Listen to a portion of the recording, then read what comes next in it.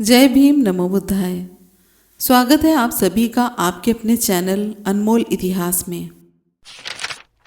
जातिवाद हमारे देश की एक ऐसी बुराई है जिसके कारण हमारे तमाम महामानव को भी आजीवन अपमान का दंश झेलना पड़ा। उनमें से ही परम पूज्य बाबा साहेब डॉक्टर अम्बेडकर भी थे, जिन्हें जगह जगह पर इसी जातिवाद के कारण अपमानित भी होना पड़ा। जहाँ भी संविधान की बात आती है, ये लोग उनका अपमान करने से बाज नहीं आते। जातिवादी मानसिकता के लोग उनकी मूर्तियाँ तोड़ते हैं, उन्हें अपशब्द कहते हैं, उन्हें गालियाँ देते हैं और उन्हें कहते हैं कि कॉपी पेस्ट किया हुआ संविधान निर्माता। इन जातिवादी लोगों को ये नहीं पता है कि बाबा साहेब जैसा बुद्धिवादी, राष्ट्रवादी, सुशिक्षित महामानव हमारे देश का सौभाग्य था हमारे देश के लिए कि उनको ऐसा संविधान लिखने वाला मानव विद्वान मिला। इस बात पर हमें गर्व होना चाहिए। लेकिन कुछ संकीर्ण मानसिकता, जातिवादी मानसिकता के लोग आज भी बाबा साहेब के इस महान कृत्य और संविधान की आलोचना करते नहीं थकते और आज भी उनके प्रति वही जातिवादी नजरिया रखते हैं। ये विद्वेष की भावना है। यह हमारे भारत देश के लिए, हमारे समाज के लिए आज भी बड़े कलंक की बात है। आज बाबा साहेब की जीवनी पर तमाम साहित्य लिखा गया है, उनकी स्वयं की भी लिखी गई बहुत सी पुस्तकें हैं। संविधान के लिए बाबा साहेब ने जिस प्रकार काम किया उसके बारे में लोग तमाम आलोचनाएं करते हैं। तो देखते हैं आज यह वीडियो, जो बड़ा खास है उन लोगों के लिए जो संविधान के बारे में जानते नहीं हैं और बाबा साहेब की आलोचना करते हैं। देखिए इस पूरे वीडियो को, जिससे आपको ज्ञात होगा कि सचमुच संविधान हमारा कितना महान है और उसे लिखने वाले बाबा साहेब कितने महान हैं। बगैर किसी विलंब के आज का वीडियो शुरू करते हैं। आज़ाद भारत के प्रथम मंत्रिमंडल के गठन की बातें चली पंडित नेहरू और सरदार पटेल के बीच। डॉक्टर अम्बेडकर को भी सम्मिलित करने की चर्चा हुई। पंडित नेहरू ने डॉक्टर अम्बेडकर को बुलाकर अपनी मंशा जाहिर की और उनकी सहमति चाही कि क्या वे आज़ाद भारत के वित्त मंत्री का पद लेने के लिए सहमत हैं। पंडित नेहरू ने उन्हें आश्वासन दिया कि यदि वे विदेश मंत्री का पद स्वीकार कर लेते हैं तो बाद में उन्हें योजना और विकास का भी पद दिया जाएगा। बाबा साहेब अम्बेडकर ने यह पद स्वीकार कर लिया। अपनी प्रतिभा के बल पर बाबा साहेब ने संपूर्ण केंद्रीय मंत्रिपरिषद में अपना एक विशिष्ट स्थान बना लिया था। इसी प्रभाव के कारण जब अगस्त 1947 पर एक संविधान प्रारूप समिति के गठन की घोषणा की गई, जिसमें कि E.M. Madhavrao, Syed Ahmed Abdullah, sir Alladi Krishnaswami, E.T. Krishnamachari और 2 अन्य सदस्य रखे गए थे। तब इस समिति के अध्यक्ष के पद के लिए जो नाम चुना गया वह था डॉक्टर भीमराव अंबेडकर का। अस्पृश्यों के लिए हजारों वर्षों का संघर्ष बाबा साहेब डॉक्टर अम्बेडकर के रूप में एक नई किरण के सामने आने जैसा संकेत था। ऐसा लगता था कि वह सुबह अधिक दूर नहीं है जिसमें अस्पृश्यों को भी सम्मान और मानवीय अधिकार प्राप्त होंगे। जिस अम्बेडकर को बचपन में सार्वजनिक रूप से पानी पीने का अधिकार नहीं था, जैसे जाति के नाम पर कदम कदम पर अपमानित होना पड़ा, वही अम्बेडकर स्वतंत्र भारत का प्रथम विधि मंत्री बनाया गया। क्या यह बाबा साहेब के उस इच्छा शक्ति का चमत्कार तो नहीं था जब वे प्रथम बार अमेरिका जा रहे थे? बड़ी उमंग और उत्साह के साथ उन्होंने कहा था कि उस महान अब्राहम लिंकन के देश जा रहे हैं जिन्होंने अपने देश में गुलामी को दूर करने के लिए एक बड़ा काम किया है। उस समय उन्होंने भी यही इच्छा प्रकट की थी कि अगर उन्हें संविधान लिखने का अवसर मिलेगा तो निश्चय ही वे अपने समाज की आज़ादी के लिए कार्य करेंगे। आज वह क्षण आ ही गया कि वे कांग्रेस पार्टी का सामान्य सदस्य भी न होकर उनके मंत्रिमंडल में केंद्रीय मंत्री हैं और संविधान प्रारूप समिति का गुरुत्वपूर्ण भार उन्हीं के कंधों पर आ गया। 1 सितंबर 1947 को मुंबई नगर निगम ने, जिस पर कांग्रेस पार्टी का कब्जा था, एक प्रस्ताव पास कर ये फैसला किया कि पंडित जवाहरलाल नेहरू, सरदार वल्लभ भाई पटेल, डॉक्टर राजेंद्र प्रसाद और मौलाना आज़ाद का नागरिक सम्मान कर उन्हें सम्मान पत्र में काम किया जाएगा। विपक्ष के सदस्यों ने यह सुझाव दिया कि इन 4 ही व्यक्तियों की बजाय बाबा साहेब जैसे लोगों का सम्मान किया जाना चाहिए, किंतु मुंबई कांग्रेस के प्रमुख श्री S.K. पाटिल ने इसे अस्वीकार कर दिया और कहा कि यह 4 नेता हमारे राष्ट्रीय नेता हैं। इस प्रकार बाबा साहेब जैसे विद्वान और विधिवेत्ता और केंद्रीय वित्त मंत्री को सामान्य आदमी कहकर उपेक्षित कर दिया गया। सन 1948 में फरवरी के अंतिम सप्ताह में बाबा साहेब डॉक्टर अंबेडकर ने संविधान का प्रारूप तैयार करके संविधान समिति के अध्यक्ष को सौंप दिया। अंत में 4 नवंबर 1948 को यह संविधान समिति के सामने प्रस्तुत किया गया। संविधान के प्रारूप को प्रस्तुत करते समय जो प्रस्ताव बाबा साहेब डॉक्टर अंबेडकर ने दिया, उसे पूर्ण समिति ने एकत्र होकर सुना और प्रत्येक ने अपने अपने ढंग से उनकी प्रशंसा की। बाबा साहेब अंबेडकर ने विद्युत आपूर्ति या अनेक लोगों ने यह महसूस किया कि बाबा साहेब का सारा जीवन अपने दलित भाइयों के अधिकारों के लिए संघर्ष के लिए नहीं जाता, तो इस विद्वान व्यक्ति से देश की राजनीतिक, आर्थिक और सामाजिक विषयों पर अमूल्य उपलब्धियां प्राप्त हो सकती थी, जिससे कि यह देश वंचित रह गया। जाति के नाम पर इस देश ने घृणा, तिरस्कार और उपेक्षा के सिवाय कुछ भी नहीं दिया। जब संविधान का प्रारूप तीसरी बार पढ़ा जाने वाला था, तब बाबा साहेब ने स्वयं आरंभ बना करके अन्य सदस्यों को अपने विचार रखने की प्रार्थना की कि संविधान के बारे में अन्य सदस्य अपने विचार रखें। वहां पर मौजूद सदस्यों ने बाबा साहेब की बहुत तारीफ की और कहा कि डॉक्टर अंबेडकर जैसे रतन ने यह सिद्ध कर दिया कि अस्पृश्य कुल में जन्म लेकर भी विश्व पुरुष का पद भी प्राप्त किया जा सकता है। डॉक्टर बाबा साहेब अंबेडकर के संविधान संरचना देखकर पंडित ठाकुरदास भार्गव ने भरे हुए कंठ से बाबा साहेब की प्रशंसा की और उनसे अनुरोध किया कि वे कांग्रेस पार्टी में शामिल होकर संपूर्ण राष्ट्र के नेता बनने का गौरव प्राप्त करें।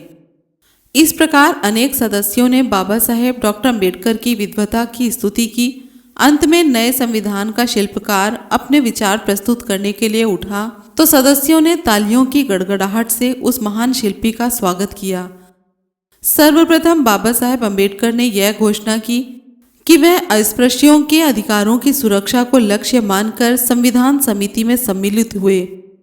उन्हें आश्चर्य हुआ कि संविधान समिति ने संविधान प्रारूप समिति में भी सम्मिलित किया, और उससे भी बड़ा आश्चर्य तब हुआ था जब प्रारूप समिति ने उन्हें प्रारूप समिति का अध्यक्ष भी चुन लिया। फिर उन्होंने कहा कि सर्वप्रथम मैं संविधान समिति को धन्यवाद देता हूँ। इसके बाद मैं संविधान प्रारूप समिति को भी हार्दिक रूप से धन्यवाद ज्ञापन करता हूँ, जिन्होंने मुझे अपना अध्यक्ष चुना। प्रारूप समिति का अध्यक्ष संविधान के विषय में बोलते डॉक्टर अंबेडकर ने कहा कि जिन सिद्धांतों के आधार पर यह संविधान रचा गया है, वह आज के युग के विचारों के अनुरूप ही रचा गया है। यदि इसे अतिशयोक्ति विकास किया जाए तो हम कह सकते हैं कि यह सभी सदस्यों के मतानुसार ही तैयार किया गया है। इस संविधान को कितना भी अच्छा कहा जाए, यदि इसको प्रयोग में लाने वाले लोग ही बुरे होंगे तो इस संविधान के अच्छे होने के बावजूद भी यह बुरा ही साबित होगा। इस संविधान को अच्छा साबित होने की पहली शर्त ही यह है कि इसे कार्य में लाने वाले लोग भी अच्छे हों। आगे बाबा साहेब अंबेडकर ने कहा कि उन्हें इस बात की अधिक चिंता है कि क्योंकि हमारे देश में भूतकाल में अपनी आज़ादी अपने ही लोगों की बेईमानी और गद्दारी के कारण हुई थी, इतिहास के काले पृष्ठ हुए। उन्होंने इस बात को भी कहा कि मोहम्मद बिन कासिम ने सिंध पर आक्रमण के समय राजा दाहिर के सेनापति ने कैसे रिश्वत लेकर अपने ही राजा के साथ आक्रमणकारी कासिम के खिलाफ लड़ने से इनकार कर दिया। वह जयचंद नहीं था जिसने मोहम्मद गौरी को पृथ्वीराज चौहान के विरुद्ध लड़ने के लिए निमंत्रण भेजा था। इस तरह के अनेकों उदाहरण देखकर बाबा साहेब ने एक गहरी चिंता व्यक्त करते हुए प्रश्न किया, क्या इसी तरह फिर से इस देश का इतिहास दोहराया जाएगा? यदि ऐसा हुआ तो मुमकिन है कि यह देश फिर से गुलाम हो जाएगा। इसी तरह से बाबा साहेब ने चिंता व्यक्त की कि हमारे सामने जातीय असमानता की एक अत्यंत पुरानी बीमारी तो मौजूद है। इस जातीय समस्या को राष्ट्र के हित में इसको हल करना बहुत ही आवश्यक है, बल्कि अनिवार्य भी है। आपके साथ ही देश में ऐसी भी पार्टियां हैं जो अपनी धार्मिक पर और अपनी जातिवादी संकीर्णता को राष्ट्रीय भावना से अधिक महत्व देती हैं। बाबा साहेब के विचार थे वह आज बिल्कुल स्पष्ट सामने नजर आ रहे हैं। यही अपने देश में उन्होंने कहा था कि इसके साथ ही अपने देश में सीबीआई पार्टियां हैं जो अपनी धार्मिक और जातिवादी संकीर्णता को राष्ट्रीय भावना से अधिक महत्व देती हैं और राष्ट्रवादी होने का ढिंढोरा पीटती हैं। उनकी दृष्टि में उनका संकीर्ण धार्मिक दृष्टिकोण ही राष्ट्रीय हित तक से अधिक महत्वपूर्ण है। धर्म के साथ राष्ट्रवाद का कोई तालमेल नहीं है। राष्ट्रभक्ति, राष्ट्रीयता और राष्ट्रवाद तीनों अपनी अपनी जगह हैं। धर्म से आदमी का मानसिक और अपना आध्यात्मिक कल्याण हो सकता है, लेकिन राष्ट्रवाद से पूरे राष्ट्र का कल्याण होता है। बाबा साहेब कहते थे कि हमारे देश में ऐसी भी पार्टी हैं जो अपने धार्मिक और जातिवादी संकीर्णता को राष्ट्रीय भावना से अधिक महत्व देती हैं। उनकी दृष्टि में उनका धार्मिक दृष्टिकोण ही राष्ट्रीय हित से अधिक महत्वपूर्ण है। इन खतरों से सावधान करते हुए बाबा साहेब ने आह्वान किया कि आज हमें इस बात का संकल्प लेना चाहिए कि राष्ट्र का हित पार्टियों के हितों से सर्वोपरि होगा, अन्यथा क्षेत्रीय संकीर्णता और धार्मिक कट्टरता के कारण देश की राष्ट्रीय भावना को क्षति पहुंचने का भय बना रहेगा। बाबा साहेब की इच्छा कितनी प्रबल थी। उनका राष्ट्रवाद में अपने शरीर का अंतिम बूंद रक्त देकर भी देश की राष्ट्रीयता को अच्छा बनाए रखने की प्रतिज्ञा करनी चाहिए। यह बात उन्होंने ऐसे ही नहीं कही, संसद में कही थी। मूर्ख हैं वो लोग जो बाबा साहेब के ऊपर यह आरोप लगाते हैं कि उन्होंने आज़ादी के लिए किया क्या। उनका कोई रोल नहीं था इस देश के लिए, केवल उन्होंने दलितों की और बहुसंख्यकों की और बहुजनों की बात की। जब उन्होंने संसद में ये बोला था कि शरीर का अंतिम बूंद रक्त देकर भी देश की राष्ट्रीयता को बनाए रखना चाहिए, उस समय बाबा साहेब की इन बातों को सुनकर सभा भवन गदगद हो गया और तालियों की गड़गड़ाहट से गूंज उठा। इसी के साथ बाबा साहेब ने पूजा संबंध में भी सदन में कहा था कि प्रजातंत्र के रक्षकों को किसी भी महान व्यक्ति के चरणों में अपनी स्वाधीनता अर्पण नहीं करनी चाहिए।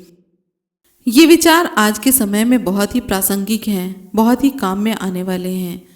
हमें देश के नौजवानों को और देश के हित चिंतकों को, देश के भक्तों को यह बाबा साहेब का जो अभियान है इसको अमल में लाना होगा और साथ ही विचार करना होगा, क्या आज हमारे देश में व्यक्ति पूजा हावी हो चली है और स्वाधीनता जो एक ही व्यक्ति के चरणों में अर्पित होने जा रही है।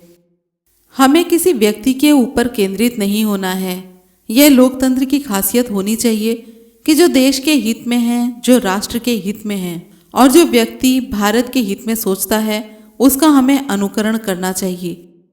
सामूहिक चिंतन का हनन होने लगता है, जबकि सीमा पर उसके प्रति अंधश्रद्धा रखने का बड़ा घातक परिणाम ये होता है कि सामूहिक चिंतन का हनन होने लगता है और धीरे धीरे समाज में अंधानुकरण भी होने लगता है। अंधानुकरण की घातक प्रवृत्ति पनपने लगती है जो लोकतंत्र के लिए आत्मघाती सिद्ध हो सकती है। महान व्यक्तियों की निस्वार्थ सेवाओं और आदर्श जीवन के प्रति कृतज्ञ होना चाहिए। ये कोई बुरी बात नहीं है, किंतु इस बात की सतर्कता रखना अत्यंत आवश्यक है कि ये कृतज्ञता कहीं अंधश्रद्धा का रूप ना ले ले। बाबा साहेब ने कहा था कि स्त्रियों के निर्णय के अनुसार कोई भी व्यक्ति अपने सम्मान की कीमत पर कभी कृतज्ञ नहीं हो सकता। कोई भी नारी अपने सत्य की कीमत पर कभी भी कृतज्ञ नहीं हो सकती और कोई भी संयुक्त राष्ट्र अपनी स्वाधीनता की कीमत पर कभी कृतज्ञ नहीं हो सकता। इतना कहकर बाबा साहेब अम्बेडकर ने ये कहा कि अतिरिक्त अन्य किसी देश की तुलना में भारत के लिए आवश्यक है सतर्कता, क्योंकि अन्य देशों की तुलना में भारतवर्ष में भक्ति राजनीति में प्रमुखता रखती है। आत्मा की उन्नति या मुक्ति के लिए भक्त भले ही लाभदायक हो, किंतु राजनीति में भक्ति और अन्य व्यक्ति पूजा विशेष रूप से अवनति का मार्ग सिद्ध होगी, जिसकी परिणति अंततः निरंकुश सत्ता में होगी। बाबा साहेब के इन वचनों पर आप ध्यान दें और सचेत हो जाएं, सावधान हो जाएं। यह समय जो देश के लिए बहुत खतरनाक है और इस तरह की राजनीति हमारे देश में जन्म ले चुकी है।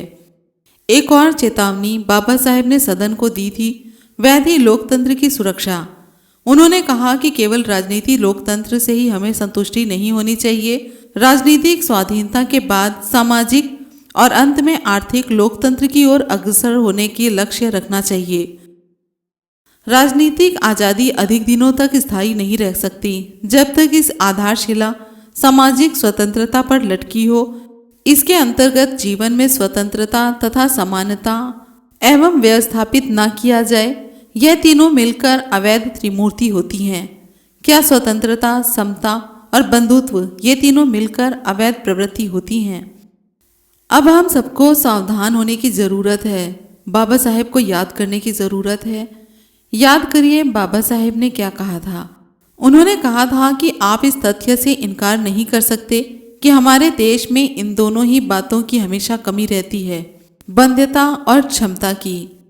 फिर अचानक एक गंभीर स्वर में बाबा साहेब ने कहा कि 26 जनवरी सन 1950 को हम लोग जीवन की एक विसंगति में प्रवेश करने जा रहे हैं। राजनीति में हम समता प्राप्त करने जा रहे हैं, किंतु सामाजिक और आर्थिक जीवन में हमारी असमानताएं बनी रहेंगी। देखिए कितना सार्थक था उनका पतन, उनका विचारों का चिंतन। उन्होंने सही कहा था कि 26 जनवरी 1950 को हम लोग जीवन के एक विसंगति में प्रवेश करने जा रहे हैं। राजनीति में हम समता प्राप्त करने जा रहे हैं, किंतु सामाजिक और आर्थिक जीवन में हमारी क्षमताएं बनी रहेंगी। इन प्रतिकूलताओं को हमें यथाशीघ्र दूर करना होगा, अन्यथा जिन लोगों ने इन सामाजिक और आर्थिक असमानताओं को एक लंबे अरसे झेला है और आज भी झेल रहे हैं, वे राजनीतिक प्रजातंत्र के एक ढांचे को ही नष्ट करने को बाध्य हो जाएंगे, जिसे समिति ने इतने परिश्रम से तैयार किया है। बाबा साहेब को जो संविधान और देश के बारे में चिंता थी, उन्होंने उसे सदन में रखा कि किस तरह से इसको क्रिया में लाने वाले लोग गलत होंगे तो इस संविधान का कोई मतलब नहीं रह जाएगा। बिना क्षमता के स्वतंत्रता का कोई अर्थ नहीं होगा, बिना बंधुत्व के इस संविधान का कोई भी महत्व नहीं होगा।